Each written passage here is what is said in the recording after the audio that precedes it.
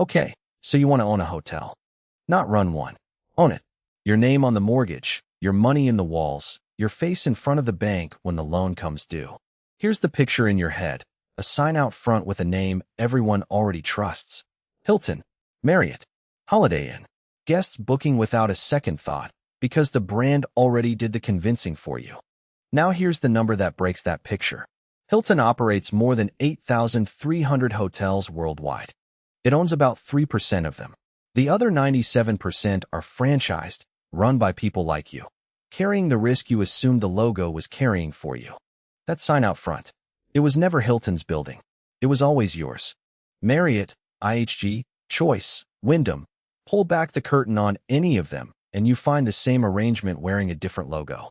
The name on the building and the name on the mortgage almost never belong to the same person.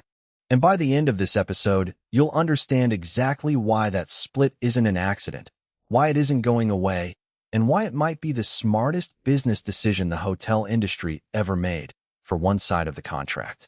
So who actually owns the hotel industry? Not the buildings. The system. Marriott runs more than 9,700 properties in over 140 countries. About 75% of them are franchised, not owned. IHG, Choice, Wyndham, Best Western, same structure, different percentages. Choice Hotels franchises almost everything it touches. The company barely owns a single property outright. Best Western operates as a membership association, not a traditional franchisor, but the end result for the person holding the deed is identical. You own the walls, someone else owns the name. Wall Street has a name for this. Asset light. The building sits on a franchisee's balance sheet, financed by a franchisee's loan, insured under a franchisee's policy. The brand's balance sheet stays clean. No mortgages. No maintenance backlog. No 30-year roof replacement schedule. 20 years ago, this wasn't universal. Several major chains still owned meaningful chunks of their own real estate. Then came a series of sale-leaseback and spin-off deals across the industry, each one moving buildings off the brand's books and onto someone else's, while the brand kept the trademark, the reservation system, and the fee stream attached to it. The buildings changed hands. The fees kept flowing to the same place. And as we're about to see, that gap between who owns the risk and who owns the name is not an accident. It is the entire business model. Here's the mechanism in one sentence. The franchisor sells you the right to use a name, a reservation system, and a loyalty program. And you pay for that right whether or not the hotel makes money this month. That's the trade. One side puts up the land, the construction loan, the furniture, the staff, and absorbs every bad quarter. The other side collects a percentage of revenue, rain or shine, recession or boom, and never signs a personal guarantee on your mortgage. Think about what the brand is actually selling. Not rooms. Trust. A guest in a city they've never visited, choosing a Hampton Inn over an unbranded motel next door, paying more for the exact same square footage, because the brand already spent decades building a promise that the room will be clean, the Wi-Fi will work, and the front desk will speak English. You're not buying a hotel. You're renting someone else's reputation, one royalty check at a time. Loyalty programs make that trust compound. Hilton Honors alone counts more than 240 million members worldwide. Every one of those members is a potential guest who searches the brand's app first, books through the brand's channel first, and never sees your building as anything other than a Hilton. That system is genuinely valuable. It fills rooms you couldn't fill on your own. It is also entirely owned, controlled, and priced by someone who isn't you. And reputation, unlike a building, cannot be foreclosed on. If your hotel fails, the brand loses one node in a 9,000-node network. If your hotel succeeds, the brand collects a fee either way.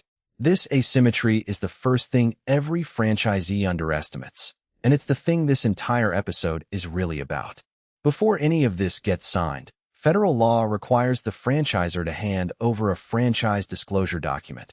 Hundreds of pages covering fees, litigation history, and financial performance representations, if the brand chooses to make any. Most prospective owners receive it, skim the fee schedule, and sign. Very few read the litigation section closely enough to notice how many of the cases listed are franchisees suing over exactly the issues in this episode.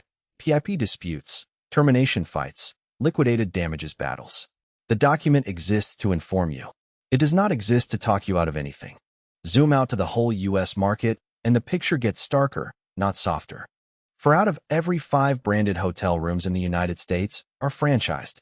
Another 1 in 5 is chain-managed. The brand itself directly owns or leases roughly 1% of the branded room count in the country that invented most of these brands. 91,797 hotels operate across the United States, holding 5.8 million rooms, and the overwhelming majority of them carry a name that belongs, legally and financially, to somebody else. Let's build the hotel. On paper, first. Step 1. Land and construction, or an acquisition. A new build, 89-room Hampton Inn, the single largest hotel brand in the world by property count, runs approximately $15.2 to $22.2 million to construct, and that figure excludes the land underneath it. That number is before you've paid a single dollar in franchise fees to the brand whose name will hang on the sign. Step 2. The application. Most major chains charge an initial franchise fee, and it scales with room count. Industry surveys have logged initial fees ranging from around $5,000 for a small economy flag, up to $270,000 or more for a full-service, upper-upscale brand like a Hyatt Regency. For a typical 100-room mid-scale hotel, budget somewhere between $30,000 and $150,000 just to get your application approved. Full-service, upper-tier brands tend to charge the highest total initial fee in dollar terms, but the lowest fee as a percentage of first-year room revenue, because their properties are simply bigger. Step 3, and this is the one nobody budgets for correctly, the Property Improvement Plan, the PIP. If you're buying an existing hotel and converting it to a new flag, the brand doesn't just check the paint job. It sends an inspector with a checklist that can run to hundreds of line items: mattresses, carpet, lobby furniture, exterior signage, elevator cabs, back-of-house kitchen equipment, life safety systems. You don't get to negotiate most of it. You get a deadline. Guest room renovations alone typically run $8,000 to $25,000 per room. Add public spaces, and a full PP on a 100-room property can land anywhere from $1 to $4 million, sometimes more, depending on the brand tier and how many renovation cycles the property has skipped. Industry figures put a full change of ownership PIP somewhere between $10,000 and $25,000 per key on average, and that average has climbed more than 30% since before the pandemic.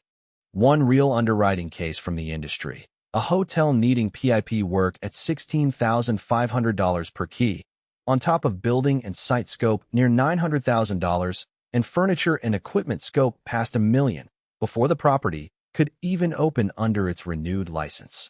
On an $8.4 million purchase price, the PIP alone added another $1.98 million. And these plans aren't a one-time cost you pay once and forget. Brands have been issuing them more frequently, cycles of 7 years, sometimes less, instead of the traditional 10. Every time you sell the hotel, the buyer inherits a fresh PIP as a condition of transferring the flag. There is functionally no point in this business where the improvement obligation stops. Step 4. Territory. Most franchise agreements include some form of geographic protection, a radius around your property where the franchisor agrees not to license a competing hotel under the same brand. Franchisees fight hard to negotiate this clause wide, because a second Hampton Inn opening 6 blocks away doesn't just compete with you. It splits the same brand loyalty pool you paid to access in the first place.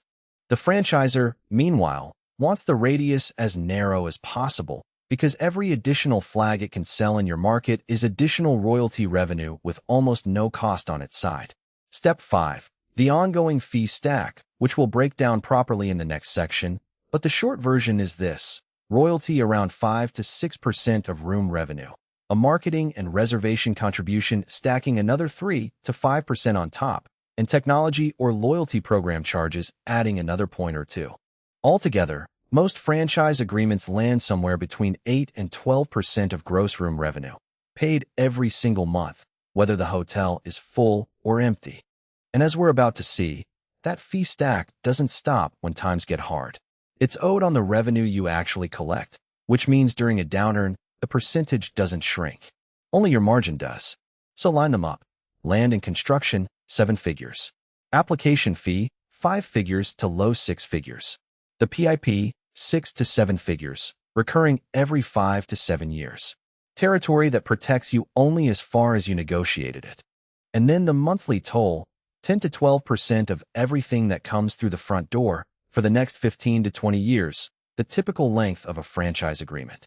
One side signs a 30-year mortgage, a construction loan, a personal guarantee, and a PIP obligation that resets every 5 to 7 years.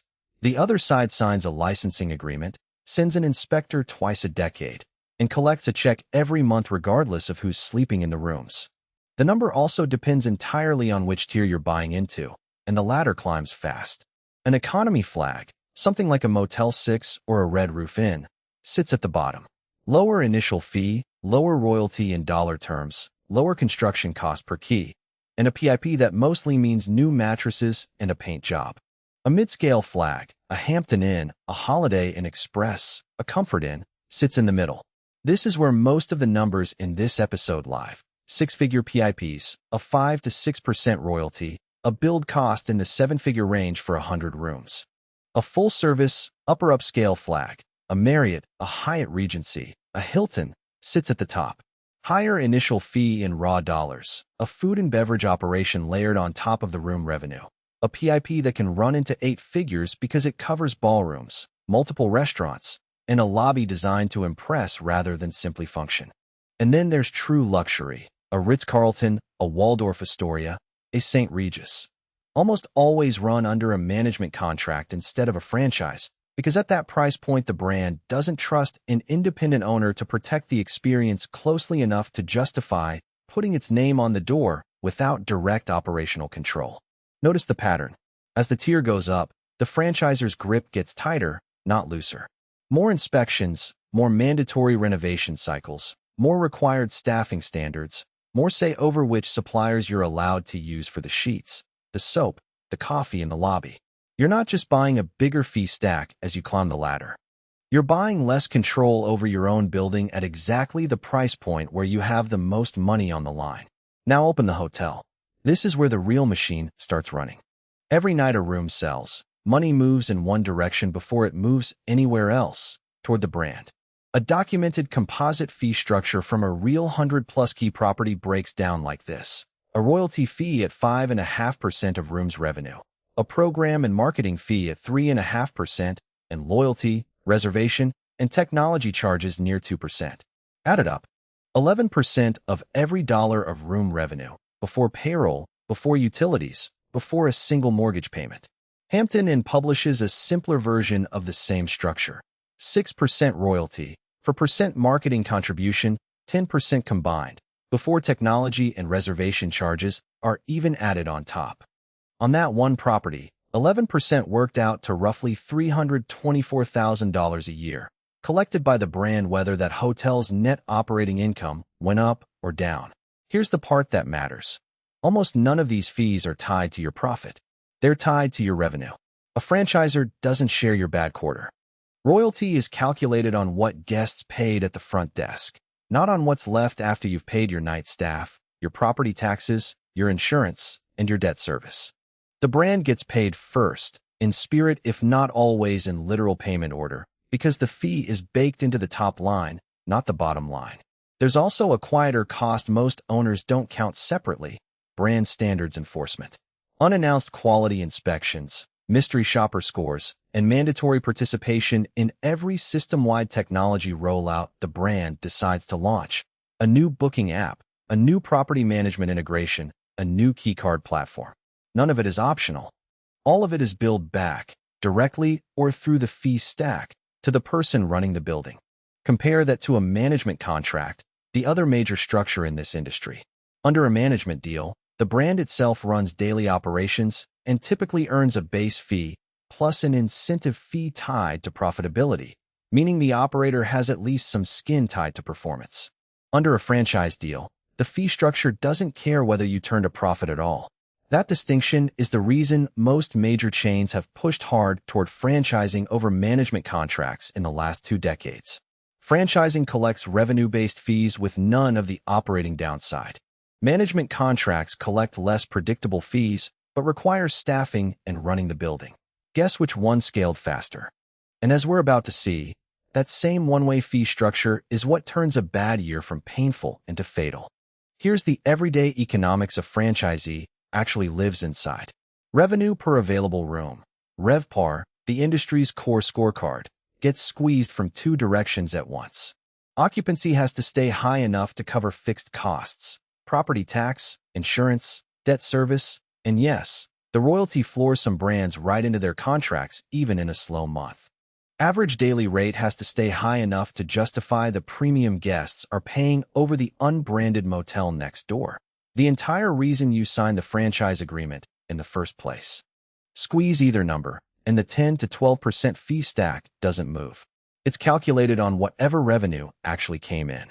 A slow month with half the rooms sold still owes the brand its percentage of that smaller number, while your fixed costs, the mortgage, the taxes, the insurance, stay exactly where they were when you signed.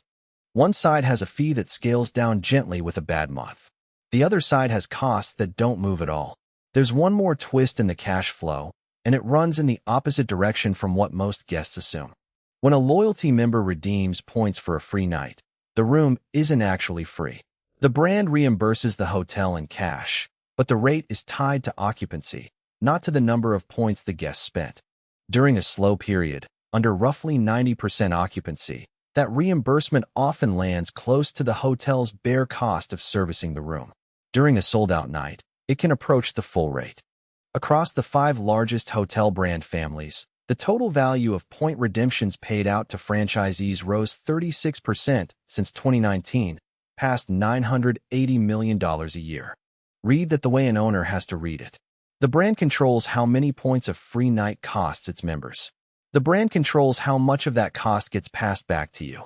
And the brand's incentive, on a slow Tuesday in a market with excess supply, is to fill your rooms with reward guests at a rate that barely covers your housekeeping. Because an empty room helps no one, and a room filled at cost still keeps the loyalty program's member satisfaction numbers high. Your building absorbs the discount. The brand's engagement metrics absorb the credit. Here's what happens when a franchisee falls behind. A real case, with real dates. 2017. A Hampton Inn in Sydney, Ohio signs a franchise agreement with Hilton. Standard terms, standard promise. Use our name, our reservation system, our loyalty program, and complete a property improvement plan within 36 months. That put the original PIP deadline around 2020. Hilton extended it, then extended it again, eventually pushing the target out to 2023. The owner, operating under the case name Welcome Group 2, poured more than $1.5 million into the renovation, new guest rooms, new systems, new public spaces, and completed most of the list. Not all of it. September 1st, 2023. The ownership entity files for Chapter 11 bankruptcy protection, still short of a finished PIP. Here's the part that should give any franchisee pause. Hilton didn't move to terminate right away. It kept approving design proposals. It kept communicating about the renovation through January of the following year. And then, after the bankruptcy case was already underway, Hilton asked the court for relief from the automatic stay, the legal shield that freezes creditor action the moment a company files Chapter 11, arguing the missed PIP deadlines were an incurable default that should end the franchise entirely. If Hilton had won that motion, the outcome would have been immediate. No Hampton Inn sign, no access to the reservation system, no Hilton Honors bookings walking through the door, on a property that, by the time of the hearing, was ranked the #1 hotel in Sydney, Ohio on TripAdvisor, carrying a 4.5 out of 5 rating on Hilton's own system, and still being invited to bid on corporate room block contracts worth over $1.5 million. November 19, 2025. The judge ruled against Hilton. Missed deadlines, yes, but not damaging enough and not central enough to the relationship to justify pulling the flag from a property performing this well. The debtor was allowed to keep the agreement, on the condition it could show it would finish the job. That ruling went the franchisee's way. Most of these situations never reach a published opinion, because most of them never make it to a courtroom at all. They end earlier, with an owner who can't fund the renovation, a franchisor unwilling to extend the deadline one more time, and a flag that simply comes down, with no judge involved to weigh whether the default actually mattered. And here's the part most owners don't see coming until it's already in front of them. Losing the flag is not the end of the bill. Many franchise agreements contain a liquidated damages clause, a pre-written formula that calculates what you owe the franchisor the moment the agreement ends in default, regardless of who pulled the trigger. A typical formula charges roughly 2 to 3 years of average monthly royalty and marketing fees, due within 30 days of termination. In plain terms, the brand can end your franchise over an unfinished renovation, and then bill you for years of fees on a hotel you're no longer allowed to operate under its name. The timing of these disputes is rarely convenient, either. During the sharpest downturn the industry has seen this century, hotel revenue fell by roughly half in a single year. Several major brands granted PIP deferrals of their own, 12 months, 18 months, in some cases as long as 24, because forcing renovation spending during a 50% revenue collapse would have pushed franchisees into exactly the corner Welcome Group 2 found itself fighting out of years later. The deferral wasn't generosity. It was the franchisor doing the math on how many flags it could afford to lose at once. Here's the part that closes the loop. When a franchisee does default and the flag comes down, the building itself doesn't disappear. It gets sold, usually at a discount, to a new owner who signs a fresh franchise agreement, pays a fresh application fee, and inherits, often, the same improvement plan the previous owner couldn't finish. The brand isn't harmed twice. It's paid twice, once in liquidated damages from the owner who left, and again in application fees from the owner who arrives. So who actually wins this arrangement? Not the party holding the deed, the party holding the trademark. Marriott, Hilton, IHG, Hyatt, Choice, Wyndham. Every major name in this industry has spent the last 2 decades selling off owned real estate and replacing it with franchise and management contracts instead. That isn't a coincidence, and it isn't really about hospitality. It's a capital allocation decision. Owning hotels means owning debt, depreciation, insurance claims, and the risk of a market downturn showing up directly on your balance sheet. Franchising the brand means collecting a percentage of someone else's revenue with none of someone else's mortgage. While the franchisee absorbs a construction loan, a personal guarantee, and a property improvement plan that resets every 5 to 7 years, the franchisor absorbs almost none of that risk. If one hotel in a 9,000 property network underperforms, the brand loses a rounding error. If the same hotel outperforms, the brand's royalty check simply gets bigger. There is no version of this contract where the franchisor's downside matches the franchisee's downside. And if the relationship ends badly, the liquidated damages clause makes sure the brand collects on the way out, too. That asymmetry is precisely why Wall Street rewards the asset-light model with higher valuations and cleaner balance sheets. Fee-based revenue is stable, recurring, and nearly impossible to lose all at once, spread across thousands of independently owned buildings, each one somebody else's liability. Real estate ownership is lumpy, capital-intensive, and exposed to exactly the kind of downturn that hit the industry hardest in recent memory. Not because the franchisor is better at running a hotel. Not because the brand cares more about your guests than you do. Because the franchisor built a system where it gets paid whether the hotel wins or loses, and the only way it actually loses money is if the entire system collapses at once. One property failing is somebody else's balance sheet problem. Thousands of properties failing at the same time has never happened in the history of the model, and the contracts are written as if it never will. While you're negotiating a construction loan, the brand is negotiating its next investor call. While you're waiting on a PIP inspector, the brand is signing its next development pipeline announcement. Hilton alone reported a pipeline of more than 500,000 rooms in progress, each one a future royalty stream that costs the brand almost nothing to originate, because someone else is financing every single key. Go back to that sign out front. It was never a promise from the brand to you. It was a promise from you to every guest who walks in, backed by your mortgage, your PIP budget, your 15-year agreement, your name on the loan. The brand sells the trust. You finance it, staff it, insure it, and renovate it every few years whether you can afford to or not. When it works, you keep a thin margin after an 11% toll. When it doesn't, the flag comes down, the building gets sold at a discount, and someone else signs the same agreement you just walked away from. None of that makes the trade irrational. Thousands of owners run profitable Hampton Inns, profitable Holiday Inn Expresses, profitable Comfort Inns, every year, in exactly this structure, because a recognized name genuinely fills rooms an independent property couldn't fill alone, and because for a disciplined operator in the right market, an 8 to 12% toll is a fair price for a steady stream of guests who never had to be convinced to walk through the door. The arrangement isn't a trap by design.